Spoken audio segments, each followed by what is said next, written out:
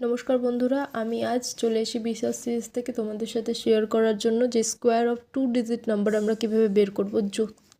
যদি এই নাম্বারগুলোর শেষে 5 থাকে তাহলে কি করব।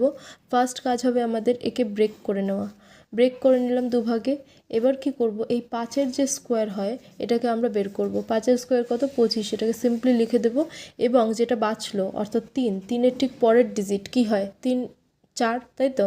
তাহলে 3-এর সাথে ওই 4কে মাল্টিপ্লাই করে এখানে বসাবো অর্থাৎ 12। ঠিক আছে, একইভাবে দেখো পরেরটাকেও ব্রেক করে নিলাম। তাহলে 5-এর স্কোয়ার কত হয়? 25 এবং 4-এর ঠিক পরের ডিজিট কত হয়? 5। তাহলে 4 5 20। তাহলে ঠিক একইভাবে দেখো 2-এর পরের ডিজিট কত?